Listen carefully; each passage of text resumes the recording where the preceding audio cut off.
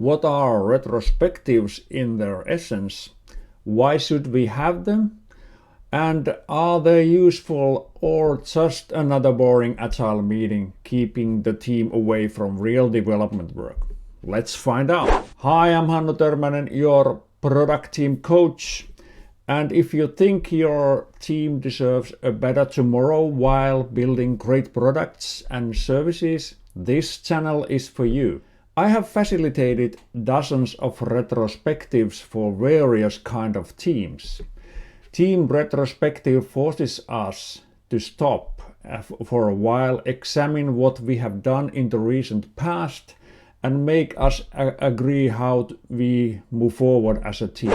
One of the 12 agile principles states that the idea behind the retrospective is this.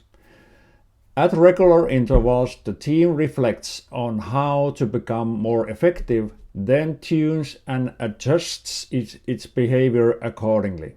The idea behind retrospectives is to drive continuous improvement. Agile has adopted the idea from Kaizen concept from Japanese businesses, especially Toyota, who are always seeking for improvement opportunities to reach better quality, effectiveness, and business outcomes.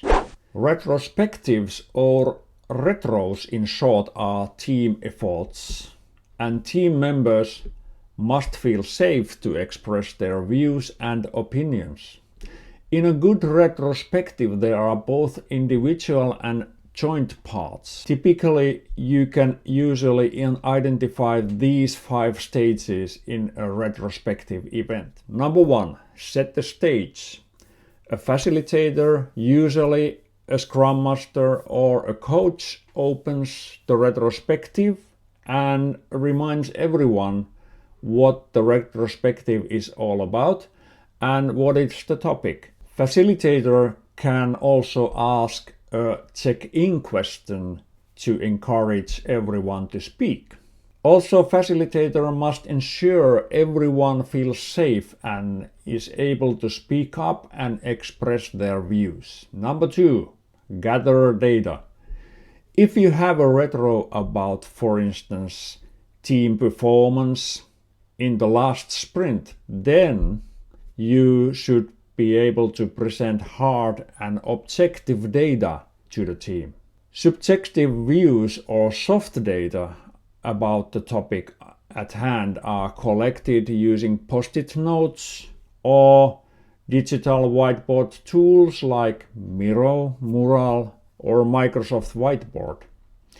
At this stage, facilitator can make use of different retrospective patterns which are most suitable with the retro topic at hand.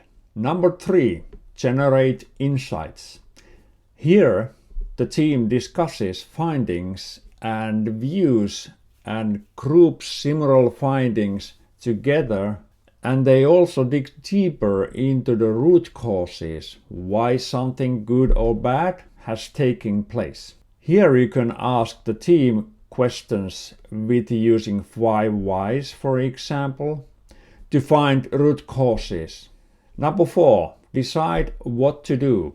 Here, team discusses improvement alternatives and selects a limited number of actions they agree to take or experiments they agree to drive behavior change. If there are many good options for improvement actions or experiments, team members can vote among 2 most important ones. Number 5, closing the retro. Facilitator then wraps up the session and hopefully asks for feedback. Could there be a checkout question? The decisions from the retro are owned by the team and they are confidential. Why is it important to limit your team's improvement actions or experiments? I have observed teams easily forget these improvement actions and experiments when the reality kicks in. This is why teams should limit their improvement actions and experiments running simultaneously so they are getting decent priority. I highly recommend teams to put their actions to their team or sprint backlog so they are not forgotten. It is good to keep in mind that only deliberate practice of learning and experimenting new ways of working can bring improvements your team and you deserve. Focusing on small and realistic improvement actions and experiments will usually bring the best result. When your actions are timely and limited scope, it is much more easier to avoid fatigue in your team and keep the momentum going. If you are able to keep your team improving for a long period of time, the team will become high caliber professionals. Maybe they even become unstoppable and can take any challenge. However, if your team is not paying attention to improvement at all, or they do it seldom, it will flatline. Some members of a team may consider retrospectives wasteful and they don't see any value of running them.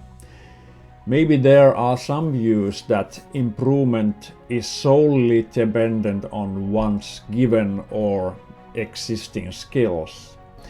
There might be a belief that retrospectives are about soft skills and process improvement, and for many those are not exactly their cup of tea.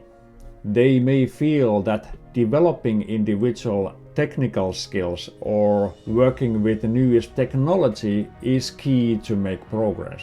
This is true in many ways, but if we only focus on individual skills, then as a team we are not getting more competent. Team will miss many opportunities for learning and acquiring broader skill sets. Putting effort on developing teams' way of working, like collaboration skills, will no doubt be useful to anyone in a team. It is true that you should look for areas for improvement not only in the retrospectives, but seek them every day. One of the reasons team may skip retros is that they are always run in the same way and about the same topic, like the ending sprint. In the long run, this becomes boring and the team may not come up with new ideas very easily. It is more fun to vary how retros are facilitated and the retro topic too, to better engage team members. This is especially important also to collect different viewpoints from all team members. If you work as a Scrum Master, an Agile coach or a retro facilitator, it is useful to learn a number of retrospective patterns so you can add variety in the team retrospective and engage people more. There are several retrospective patterns you can use as a basis of your event. Your retrospective patterns should always fit well with the retro event topic at hand. On a later video, I will present some of my favorite retrospective patterns. The retros are about continuous improvement, and sometimes it is useful to stop and think about the long-term future for the team. In your retro, you can figure out, for instance, where should your team be in 3 months, 6 months, or a year from now. This is like building a team vision where everyone could have a say about the best possible future for the team. It has been said that retrospectives are the most important team event there is. I also find them important when done in consistent manner. However, running a retro once every quarter or once per year does not help much. But I also believe that as a team we should also develop good daily practices that help us improve.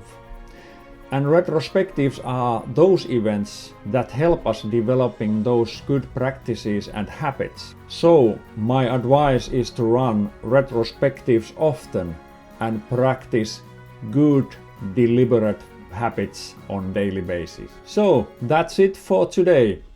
I hope you liked the video, and if you did, please hit the like button below and subscribe to the channel.